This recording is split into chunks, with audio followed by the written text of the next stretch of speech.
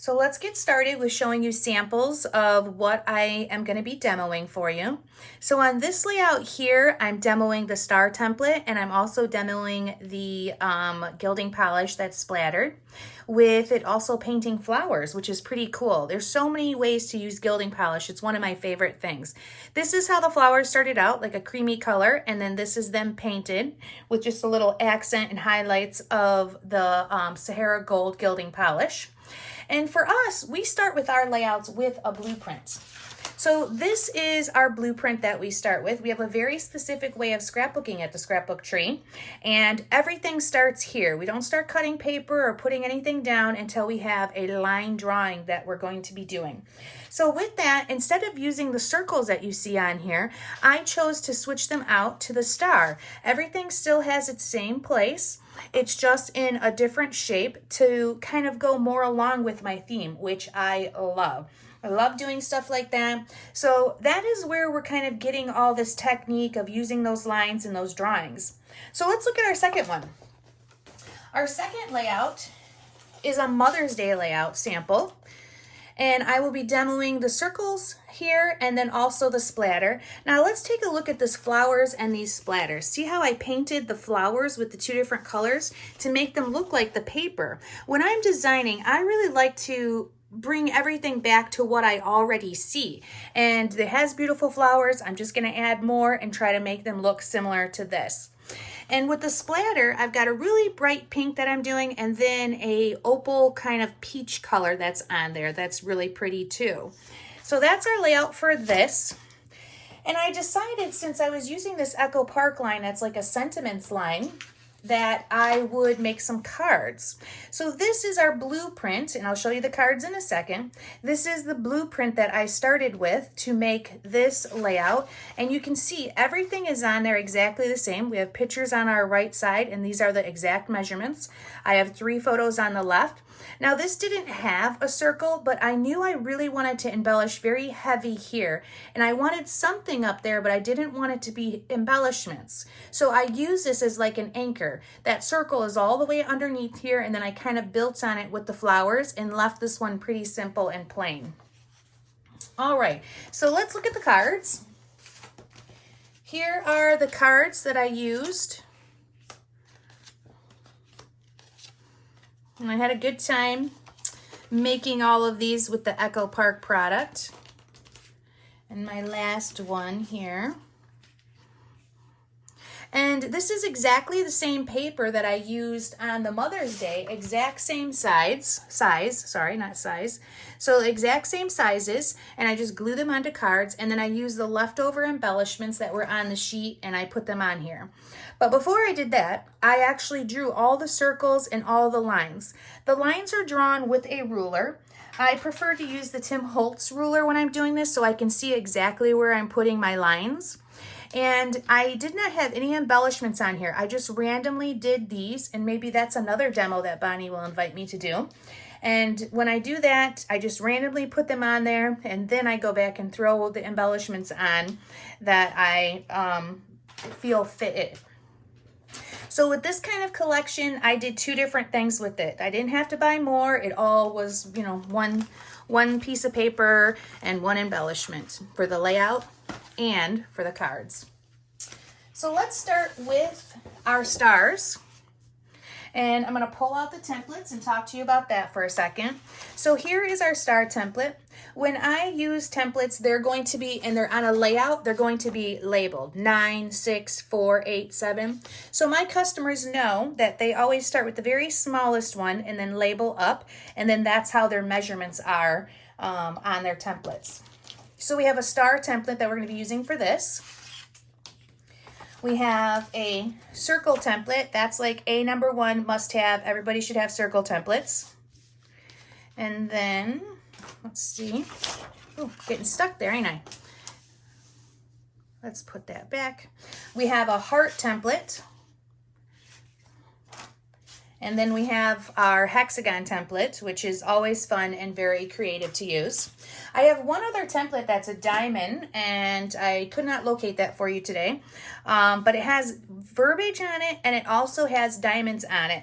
And I really do love the alphabet, because if I'm putting a page together that says, you know, lake life, and I want to be more specific, like, you know, summer fun at Houghton Lake, I can use the template to do the word Houghton Lake.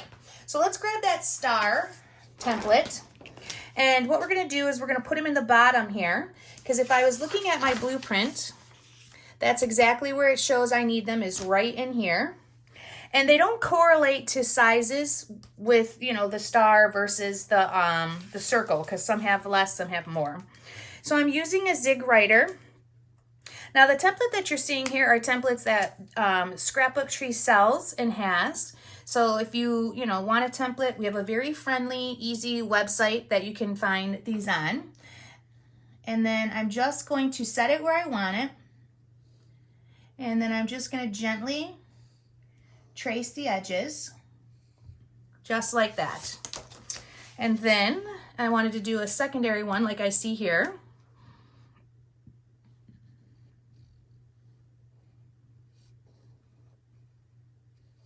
Perfect.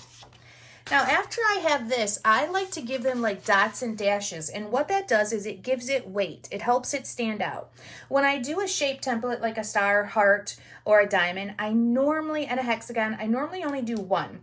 If I do a circle, I like to do it a few times, and you'll see that on the next demo that I'll be showing.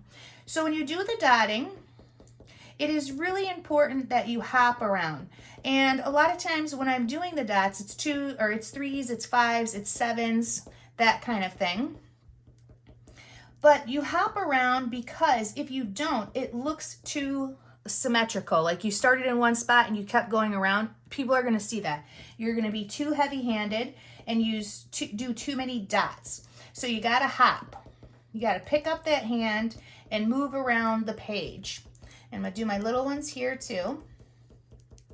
One of the things too I love about with using these dots is if I make a mistake, like, you know, I'm drawing on the background paper, I'm only going to get one shot.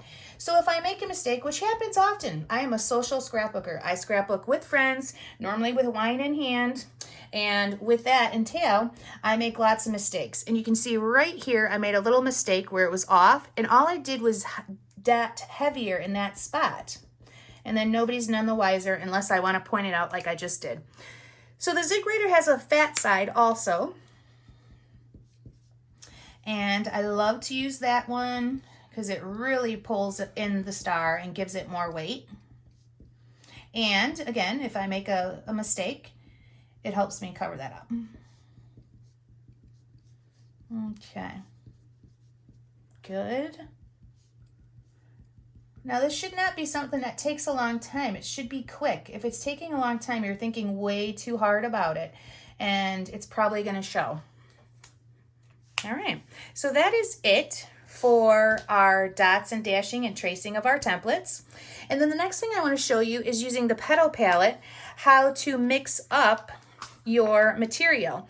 So this is how the gilding polish comes. This is Sahara Gold. It's very thick. It's not going to come out of there. It should be like the consistency of sour cream. I'm going to use a palette knife, and I'm going to put a little bit inside there, like the size of a dime. Put the lid back on. One of the things to know about the gilding polishes is they need maintenance. If you're using the gilding polishes, they absolutely have to be maintained. Every time I open these, I always have a shot glass with the water.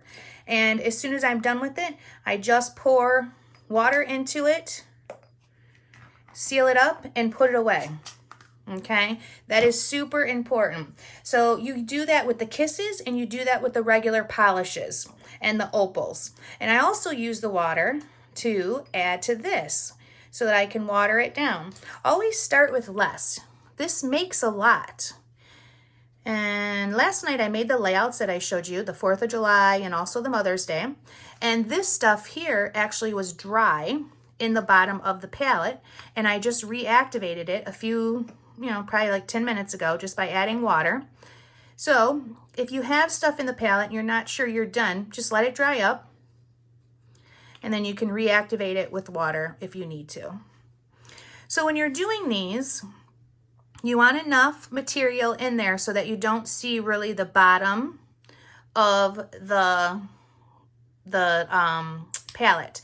If you can see the bottom of the palette, you probably have your gilding polish too thin. So you want to thicken it up by adding more material. And this is really good. So let me set that aside before I spill it on something.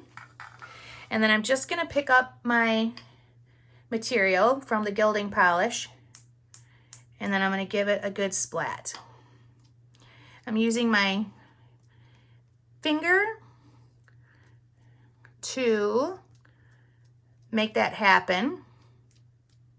And I'm trying to trace the shape of the star. I'm not doing the whole page.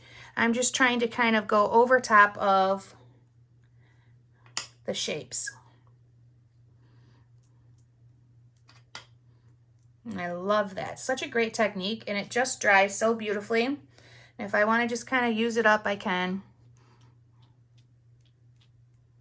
Now you are adding water to paper. So yes, it is going to have a little bit of a ripple as it dries, but once it gets into a book and lays out for a while, I have not found that I've had any problems. So let's take a look at our finished layout again. And here we are with this, and you can see how beautiful that dries, a whole new technique, and then it on the actual flower right here, which I'll demo with the pink ones. So now I would just set this aside until it's finished drying. And let's look at our Mother's Day one. So this layout here, I'm going to be using my circle template. And I've got that available to us. All right. So again, I'm using my Zig Writer. Now this actually gets a little bit trickier because I have different layers of paper. So I have all these layers of paper where my pen can get caught and stuck. So you want to be careful with this one and make sure you're picking up your pen. Like I always start at where one piece of paper ends. Go, and then I pick it up. Pick your pen up, don't, because it will not. Every time you run off that paper, I pick the pen up.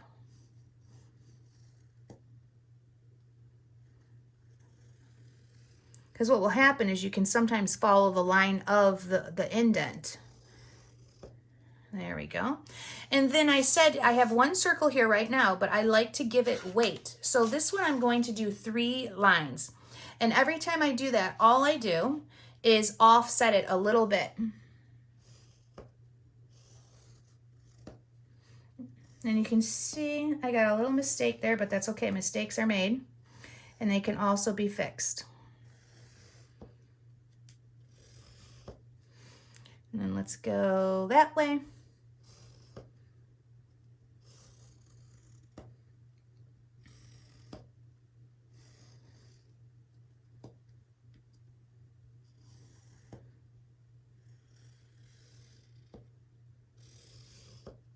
Okay, perfect.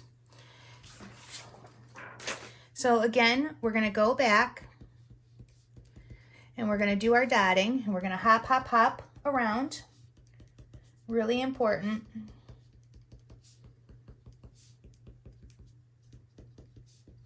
And you guys already seen my finished layout, how heavy the embellishment is here. You cannot see really any of it finished. You can't see the circle. So I'm not going to worry about that one as much. Even though when I'm doing it when I first do it, I don't know if I'm going to embellish right there. So I do the whole circle. Fat side.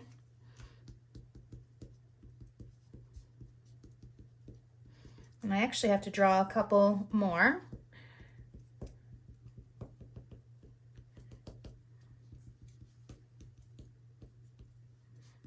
I love this technique. I started doing this technique a couple years ago, well, probably about 5 years ago now, and I did it on this whole set of tags that we did, and I just fell in love.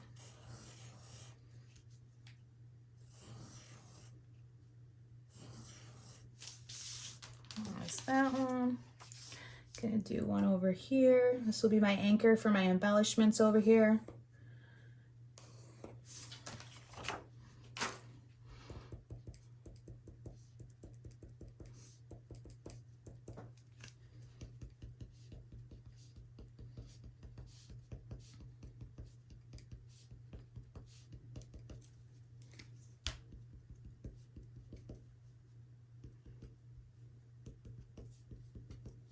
Okay. That is this. Now I'm just gonna quickly pick up my material here, rinse off my brush, and I'm gonna start with the peach. So let's just give it a good little mix. Oh, that's lovely.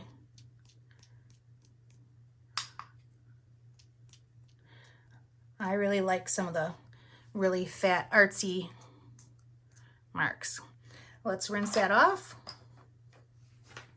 And we're going to do the fuchsia. And I'm following along these circles.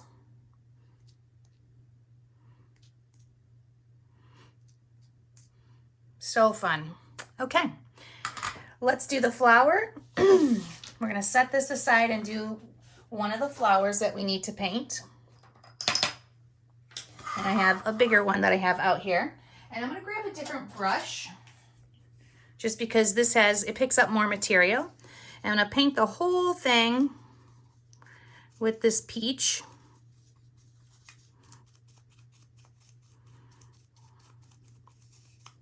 This gilding polish, you can use it on so much stuff.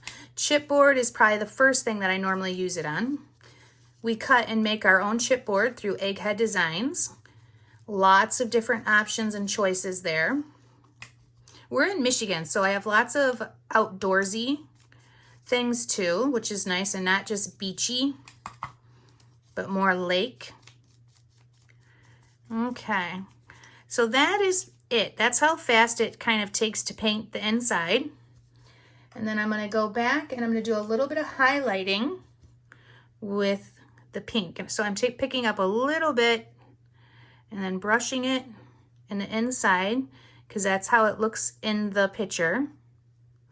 So I'm starting inside first. And then I'm going to do a little bit on the edges, but not much. I'm going to wipe that off, grab a little bit of the peach, and then blend.